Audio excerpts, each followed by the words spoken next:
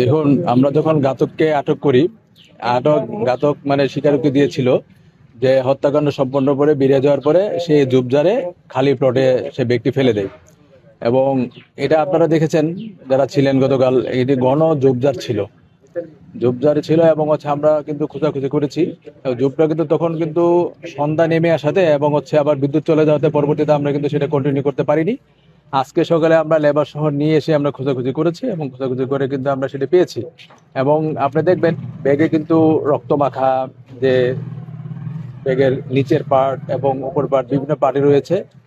এবং যে ছুরিটি এখান থেকে পড়ে নিচে ছিল, ছুরিটিতে আমরা প্রাথমিকভাবে বা সাধারণ চোখে যেটা দেখেছি, রক্ত সে ধুয়ে ফেলেছে। আমরা ঘরে যে আলামত বিশ্লেষণ করে দেখেছি যে সে বেসিনে এবং হাত ধোয়ার স্থানে সে কিন্তু এটা ধোয়ার চেষ্টা করেছে। সারা ঘরে কিন্তু তার হাতের রক্ত এবং ছুরির রক্ত কিন্তু সারা ঘর ব্যাপী ছড়িয়ে পড়েছিল। চেষ্টা করে সে যেটা মোটামুটি যখন সে ধুতে পেরেছে সেটা ব্যাগে করে সে নিয়ে এসেছিল। এবং এখানে কিন্তু ব্যাগে রক্ত এবং ছুরি যে আপনার ধাতব অংশে সেখানটি কিন্তু অনেকটা শুকিয়ে গেছে। বর্তমানে যে রোদ প্রচন্ড তাপে, গতকালও প্রচন্ড তাপ ছিল, আজকেও প্রচন্ড তাপ আছে। এবং আমরা সেটি উদ্ধার করে আমরা কিন্তু ফরেনসিক করাবো, যে এখানে যে লেগে থাকা রক্তের সাথে আমরা ওখানে যে আপনার ক্রাইম সিনে যে সমস্ত রক্ত ছিল সেটার সাথে আমরা ম্যাচ করে আমরা হত্যাকারী এবং ভিকটিম কার রক্ত এখানে আছে সেটা কিন্তু তখন বেরিয়ে আসবে। ভাই, যে মামলার বিষয়টা বলবেন আর যাকে আটক করা হয়েছে সেই ব্যাপারে। আমরা এখন পর্যন্ত মামলা রুজু হয়নি। আমি যতটুকু শুনতে পেরেছি যে ওনার কন্যা যারা প্রবাসে রয়েছেন, তারা অল্প সময়ের মধ্যে বাংলাদেশে আসবেন। তারা তাদের আইনজীবীর সাথে তাদের আত্মীয় স্বজনের মাধ্যমে তারা কথা বলছেন এবং অল্প সময়ের মধ্যে তারা একটি এজাহার দিবেন। আমরা সেটি রেকর্ডভুক্ত করে আসামিকে আমরা আদালতে উপস্থাপন করব। একটা প্রশ্ন ছিল, অনেকেই প্রশ্ন করছেন যে এই ঘটনার সাথে আসলে কি প্রেমের সম্পর্ক ছিল, নাকি এখানে কোনো সম্পত্তি নিয়ে কোনো ধরনের কোনো ঝামেলা ছিল, তাকে কোনো ধরনের কোনো এই ধরনের কোনো কিছু পেয়েছেন? আমরা প্রাথমিকভাবে, যেহেতু এখানে অন্য কোনো ব্যক্তিকে আমরা প্রবেশ করতে দেখিওনি, সে প্রবেশ করেছিল, তাকে জিজ্ঞাসাবাদ করে আমরা যেটা জানতে পেরেছি যে সে যখন রঙের কাজ করে তখন তাদের মধ্যে এটা মানে যেহেতু যোগাযোগ বা সম্পর্ক হয়েছিল, সেটা প্রেম পর্যায়ে যেতে পারে নাও যেতে পারে। কিন্তু সে যেটা আমাদেরকে বলেছে যে তার সাথে সে বাদ আচরণ করেছে, সে রাগান্বিত হয়েছিল সে। এবং বাদ আচরণের সংজ্ঞা এখন আমি যদি সিলেটি আঞ্চলিক ভাষায় বুঝি, সে তার মনে হয়তো কষ্ট পেয়েছে তার এমন কোনো আচরণ, এবং সেটার প্রেক্ষিতে সে কিন্তু গতকাল প্রস্তুতি নিয়ে এসেছে, ছুরি নিয়ে এসেছে। সে যেহেতু রং মিস্ত্রির পাশাপাশি সে কষাইয়ের কাজ করে, তো কষাইয়ের কাজ করাটা কষাই যখন গরু জবাই করার পরে আপনি দেখবেন যে ছুরিটি দিয়ে চামড়া ছেলানো হয়, সেটা কিন্তু অনেক শক্ত এবং মজবুত থাকে। এবং সে কিন্তু বারবার যখন আমরা এখানে ছুরিটি খুঁজছিলাম, সে আমাদের বলছিলেন যে ছুরিটি এরকম 6-7 ইঞ্চি এরকম লম্বা হতে পারে, কাঠের বাট, সে কিন্তু বলেছে সেটা। এবং আমরা কিন্তু সেখানে সেটার আমরা যে উদ্ধার করা ছুরির সাথে কিন্তু সেটা কিন্তু যথেষ্ট মিল রয়েছে।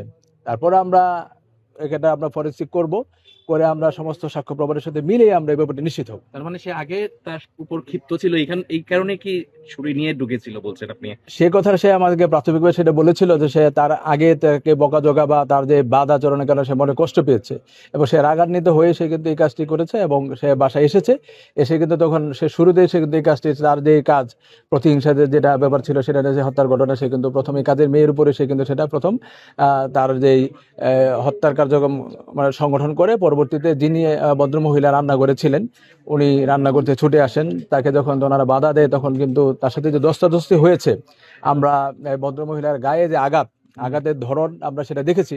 আর এই যে কাদের মেয়ে তাহমিনার প্রতি তার যে রাগ ছিল, তাকে অসংখ্য ছুরিকাঘাত করা হয়েছে তার বুকে। তো একটা মানুষের প্রতি এটা কিন্তু একটা রাগের বহিঃপ্রকাশ। সাধারণ যদি আমরা বিভিন্ন ঘটনা বিশ্লেষণ করে দেখে থাকি, তো এটা খুব বা রাগের বহিঃপ্রকাশে কিন্তু অনেকগুলো ছুরিকাঘাত করা হয়েছে।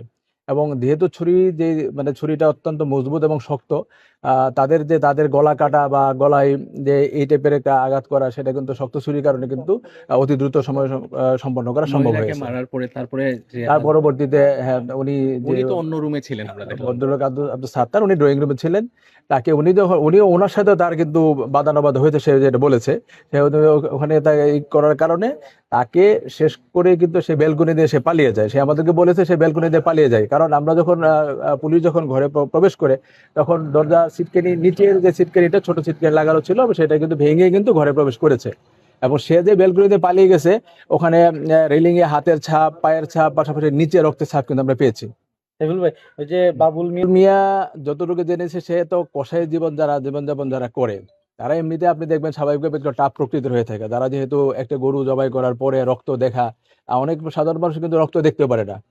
অনেক মানুষের রক্ত দেখলে কেঁদে দেয়, এবার অজ্ঞান হয়ে যায়। সে কিন্তু এই কাজগুলো করে করে অভ্যস্ত। তার রাগটা যখন চরম পর্যায়ে ওঠে, তখনই সে কিন্তু সেই ছুরি দিয়ে সে নিয়ে মানে চলে আসে।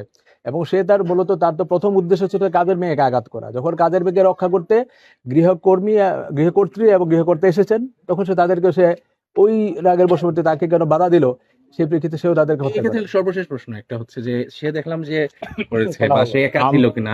না, সে যখন অন্য কারো ভিতরে প্রবেশ করার কিন্তু আমরা কিন্তু তথ্য প্রমাণ এখনো পাইনি। আমরা সেটা তাকে দেখেছি, সে হচ্ছে যেই ওয়ার্ড্রোব গুলা খোলা ছিল, তালা ভেঙে না, ওয়ার্ড্রোব গুলা কিন্তু সে খুলে দেখার চেষ্টা করেছে। আপনারা দেখবেন আলমারির ডান পাশে যে এই পার্ট কিন্তু লাগানো ছিল। এখন এখানে কি কি জিনিস ছিল না ছিল প্রকৃত অর্থে কিন্তু কেউ বলতে পারবে না এখানে। আবার নিচে একটা দলিল, সেটা কিন্তু মূল দলিল না, এর একটি দলিলের সম্ভবত ফটোকপি বা নকল কপি পড়েছিল, সেটা আমরাই তুলেছি নিচ থেকে। এটার সাথে আরো কোনো দলিল বা মামলার মূল কাগজপত্র ছিল কিনা ওনার আইনজীবীরা হয়তো ভালো বলতে পারবে। কারণ যিনি একজন ব্যক্তি পরবর্তী এসেছিলেন, ওনার পক্ষে যিনি মামলা দেখভাল করেন বা ওনার কেস পার্টনার, কাগজপত্র আমরা দেখেছি কিন্তু ওই ব্যক্তির কাছে কিন্তু ছিল। আমরা কিন্তু ঘরে কিন্তু কাগজপত্র, মানে আমরা মামলার কাগজপত্র দেখিনি। এবং যে একটা দলিল সদৃশ 2 পাতা বা 3 পাতা যেটা পাওয়া গেছে, এটা কোনো মামলার আলামত বা কোনো মামলার সাথে রিলেটেড কিনা সেটা কিন্তু নিশ্চিত নয়। তো খুন করতে এসে আসলে সেই যখন এখানে রাজমিস্ত্রি কাজ করতেন, তখন তো সেই ঘরে কি আছে না আছে মোটামুটি তার আইডিয়া হয়েছিল। এখন সে কিন্তু ধরেন দীর্ঘদিন যাবত সে কিন্তু বাসা ভাড়াও দিতে পারেন না। এমন দেখবেন সে কিন্তু গতকাল তার বাসা ভাড়া দিয়েছে। যখন সে দেখেছে রাজমিস্ত্রি কাজ করতে গেলে তার চোখ হয়তো টাকার দিকে গেছে বা ওই মেয়ের দিকে যেতে পারে, যখন সেটা দেখেছে, যখন তারা ঘরে কেউ নেই, যেটা খোলা পেয়েছে সেখান থেকে সে যা পেয়েছে হয়তো সে নিয়েছে, কিন্তু সে আমাদের কাছে স্বীকার করেনি। কিন্তু পরবর্তীতে বাসা ভাড়া দেয়া এবং আমরা আর অন্য জায়গায় সে কোথায় কোথায় গিয়েছিল সেগুলো আমরা দেখে আমরা সেটা খুঁজে বের করার চেষ্টা করব।